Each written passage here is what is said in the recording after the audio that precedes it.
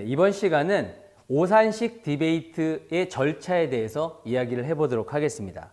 제시한 표와 같이 이 오산식 디베이트는 일정한 형식을 가지고 있습니다.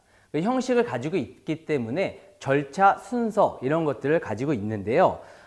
시간에 관련돼서 먼저 말씀을 드려보면은 학교 급에 따라서 시간이 조금 다릅니다. 초등학교는 4분, 중등, 중학교는 5분, 고등학교는 6분의 시간으로 정해져 있습니다. 연사가 이런 시간, 제한된 시간 동안에 자기가 이야기하고자 하는 내용들을 충분히 발언할 수 있는 것입니다. 또한 작전 타임이라는 것이 있는데요. 작전 타임은 1분, 상대 신문이라는 것도 특징 중에 하나입니다. 상대 신문은 3분이라는 그런 제한 시간을 가지고 있습니다. 디베이트를 할 경우에 제한 시간을 두지 않고 그대로 토론을 유지하다 보면 어떤 이 연사자는 더 많은 시간을 할애할 할 것이고 어떤 연사자는 너무 적은 시간을 할애할 할 것이기 때문에 공평한 시간을 제한을 두고 발언을 하는 것입니다. 그리고 오산식 디베이트에서 이 특징 중에 하나가 이의제기라는 것이 있는데요. 이의제기는 연사가 발언을 하는 도중에 15초 안에 이의제기를 할 수 있습니다. 그리고 이 디베이트를 하다 보면 연사들이 시간이 얼마나 지났는지 알 방법이 없잖아요. 그래서 오산식 디베이트에서는 시간을 대략적으로나마 제시해주고 있습니다. 그래서 타임키퍼나 사회자가 발언이 시작되고 30초에 종을 한 번, 발언이 끝나기 30초 전에 종을 한 번, 끝나면 종을 2번, 발언이 제한 시간에서 30초가 지나면 종을 3번 이상 정도 쳐줘서 연사가 이 발언을 하는 데 있어서 시간이 대략적으로 어느 정도 지났는지 확인할 수 있습니다. 또한 이 종을 치는 것은 이의제기와도 관계가 있는데요. 연사가 시작하고 종을 한번 친 후부터 발언 이의제기가 가능합니다. 그리고 연사가 발언이 끝나기 30초 전까지 이의제기를 할 수 있는 것입니다. 이렇게 시간에 관련돼서 여러분들한테 설명을 좀 드렸는데요. 어떻게 보면은 굉장히 복잡하고 어렵다고 생각할 수가 있습니다. 하지만 좀 간단하게 정리를 해보자면 연사가 발언을 하고 그리고 발언을 하게 되면은 상대 측에서는 거기에 대한 질문이 당연히 생기겠죠. 그러면 이 찬성 측이 발언을 한 경우에는 반대 측에서 상대 신문을 하고 그리고 반대 측에서 연사가 발언을 하게 되면은 찬성 측에서는 거기에 대한 내용을 질문하고 이런 식으로 교차해 가면서 발언을 한다고 보시면 되겠습니다. 한 가지 조금 다른 것은 사면사의 경우에는 상대 신문이 없다는 것입니다. 사면사는 상대 신문이 없습니다. 그래서 일반적으로 사면사의 경우에는 새로운 논거를 제시하지 않는 것이 일반적입니다. 왜냐하면 상대 신문을 통해서 서로 질의응답이 없기 때문에 그렇습니다. 하지만 이 사면사의 찬성 측 연사 같은 경우는 새로운 논거를 제시하는 경우도 간혹 있습니다. 왜냐하면 반대 측 연사가 상대 신문을 이의제기를 한다거나 이런 시간을 가지고 있기 때문에 이 찬성 측에서는 사면사라 하더라도 새로운 논거를 제시하는 경우가 있지만 그것은 아주 특이한 케이스고 일반적으로는 이 사면사들은 새로운 논거를 제시하지 않는 것이 전략적으로도 좋다는 것이 일반적인 내용이 되겠습니다. 이상으로 오산식 디베이트의 절차에 대해서 설명해 드렸습니다.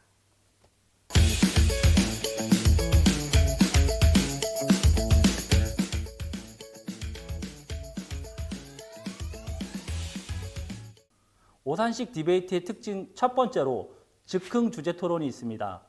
토론 경기 30분 전에 즉흥 주제가 모든 팀에게 동시 공개되어 준비하는 토론입니다. 이는 비판적, 논리적 사고력을 발달시키기 위해 국어사전 외에 아무런 도움 없이 논제에 대해 30분간 준비에 임하는 토론 활동입니다. 두 번째, 심사 및 참가자 피드백이 있습니다. 심사위원이 평균적 수준의 이성과 지식을 갖춘 유권자의 관점에서 참가팀들에게 논리적 일관성, 주제에 대한 이해, 향후 경기에서 개선해야 할 부분 등을 객관적이고 건설적으로 제공하는 교육적 평가와 조언을 말합니다. 반대로 참가자들 역시 토론 경기 후에 심사 피드백을 받고 심사위원들에 대한 피드백을 제기할 수 있습니다. 하지만 차이점은 심사자들이 받는 피드백은 구두가 아니라 학생들, 참가자들이 종이에 지면으로 제시하는 것이 차이점입니다. 세 번째, 이의 제기에 대해 말씀드리겠습니다. 모든 연설에서 상대팀의 연설 내용을 반박하는 증거자료, 질문, 논리 등을 15초 내로 간략하게 제시하는 것을 말하는데요. 이의 제기는 주로 확인 질문, 반박, 왜곡 방지, 우리 측 주장 강조, 그리고 특정 주장이나 쟁점으로 토론을 유도하기 위한 목적으로 사용됩니다. 그러면 이의 제기 방법에 대해서 알아보겠습니다. 이의 제기를 할 때는 이의 있습니다, 질문 있습니다 등과 같은 발언을 하며 자리에서 일어나거나 또는 손을 들어야 합니다. 이의 제기 시에는 발언 시간을 15초 이상 넘기지 말아야 합니다. 이의 제기 수락과 거부에 대해 말씀드리면 언제 이의 제기를 받을지 혹은 받지 않을지는 발표하고 있는 연사가 결정할 수 있지만 최소 1개의 이의 제기, POI라고 하죠. 1개의 이의 제기를 받는 것이 권장됩니다. 만약 수락할 경우 이의 제기를 수락한 연사는 15초 중 언제든 말을 끊고 답변할 수는 있으나 요점은 듣고 끊는 것이 권장됩니다. 거부할 경우 제스처를 보내거나 이렇게요. 거부합니다, 받지 않겠습니다 등의 표현으로 의사표시를 해야 합니다. 이의 제기 요청을 모두 거부하면 일방적이라는 인상을 주거나 두려움의 표시로 해석되지만 요청을 너무 자주 받아들이게 되면 발언의 주도권을 잃게 될 위험이 있습니다. 따라서 마지막으로 이의 제기 유의사항을 말씀드리면요. 이의 제기는 발언 보고 시간을 제외한 시간 동안만 허용되며 2개 이상의 질문과 대답을 주고받는 대화식의 진행은 금지됩니다.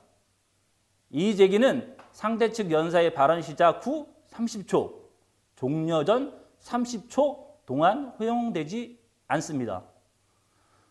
사회자 혹은 타임키퍼가 종소리나 박수소리로 알려주는 신호를 참고해서 요청합니다. 이의 제기 및 답변은 연사의 발언 시간에 포함되며 별도로 시간을 두지는 않습니다. 다음으로 작전 타임에 대해 말씀드리겠습니다.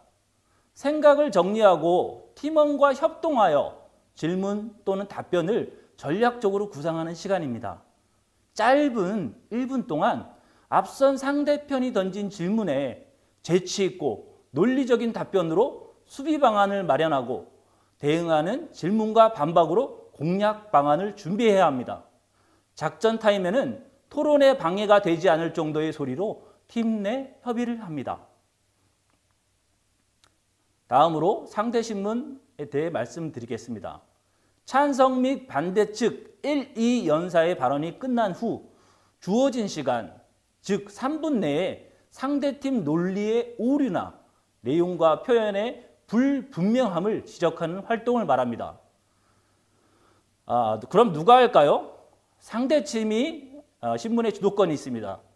그 누구나 1, 2, 3 연사 가능합니다. 하지만 답변은 연설을 마친 연사만 가능합니다. 언제요? 1, 2 연사의 연설이 끝난 후 합니다. 3연사 연설이 끝난 후에는 상대 신문을 받지 않습니다. 무엇을? 상대팀 논리 오류, 내용 및 표현의 불분명함. 왜?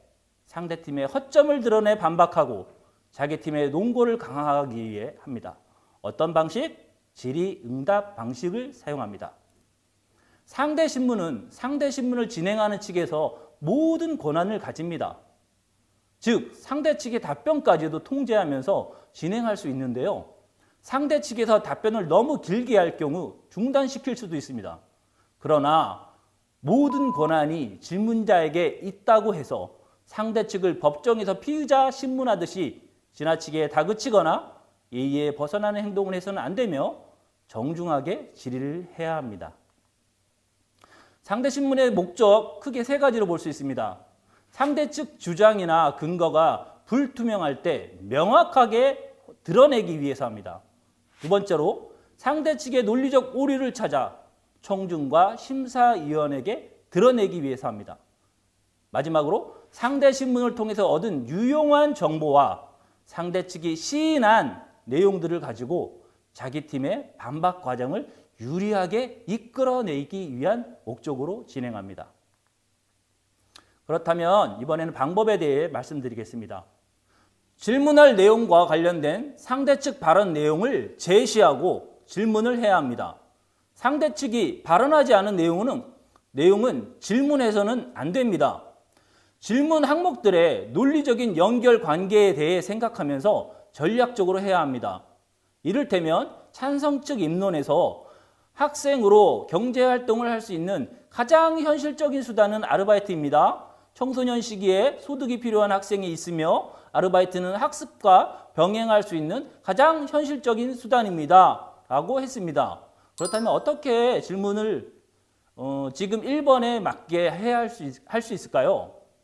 확인 질문 드리겠습니다. 청소년 시기에 꼭 경제활동을 해야 합니까? 혹은 말씀하신 경제활동은 돈을 버는 행위를 말하는 것입니까?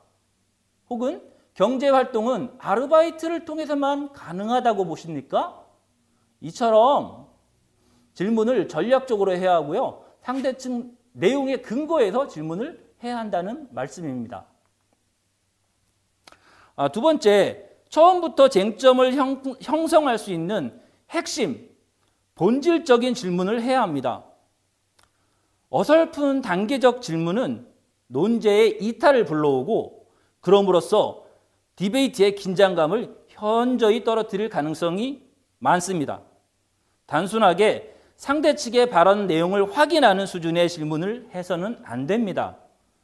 예컨대 앞서와 같은 찬성 측 입론이 있다고 한다면 본질적인, 핵심적인 질문을 어떻게 해야 할까요? 청소년 시기에 꼭 경제활동을 해야 합니까? 혹은 학생의 현실에서 최우선해야 할 본분은 무엇입니까? 이와 같은 질문을 던질 수 있겠습니다.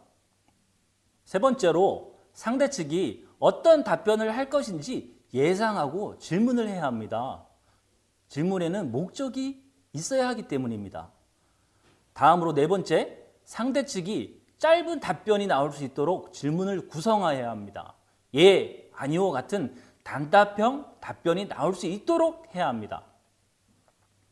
다섯 번째, 어떻게 생각하십니까? 라는 개방형 질문은 해서는 안 됩니다. 상대 측이 자신들의 입장을 견고히 하는데 사용할 수 있으며 상대 신문을 진행하는 측에서는 시간이 부족해 준비한 질문을 다 할 수 없게 됩니다. 예컨대 찬성 측 입론에서 아르바이트를 통해서 돈의 소중함을 알게 되어 건전한 소비 습관을 형성할 수 있습니다. 노력의 대가로 받은 돈은 함부로 낭비하지 않습니다. 라고 말했다면 질문에서는 용돈이 풍족해지면 오히려 돈을 낭비할 수 있다고 생각하지 않습니까? 라고 질문할 수 있겠습니다.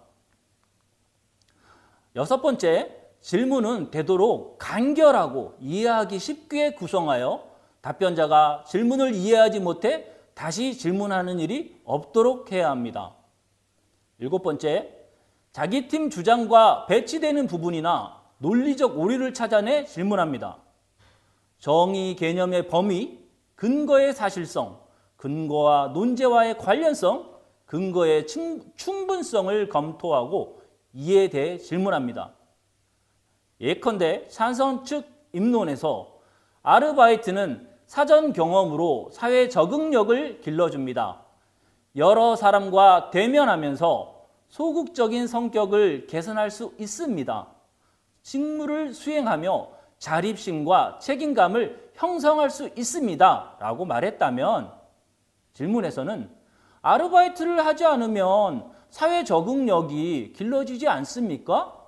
혹은 자립심과 책임감은 아르바이트를 해야지만 꼭 기를 수 있습니까? 라고 질문할 수 있겠습니다. 다음으로 상대 측이 인용한 자료의 출처나 제시된 근거의 사실 여부 등을 면밀하게 따져 질문합니다. 예컨대 찬성 측에서 건전한 소비 습관을 형성하기보다는 돈을 낭비하게 되는 경우가 더 많습니다. 아르바이트로 번 돈으로 52.5%는 옷과 신발을 구매하고 9%는 유흥비로 10%는 술과 담배 구입에 쓴다고 합니다. 라고 했다면 질문에서는 그 통계 자료가 어디에서 조사되었으며 누구를 상대한 설문조사입니까? 라고 따져 물을 수 있겠습니다. 이상으로 오산식 디베이트의 절차 및 특징에 대한 강의를 마치도록 하겠습니다.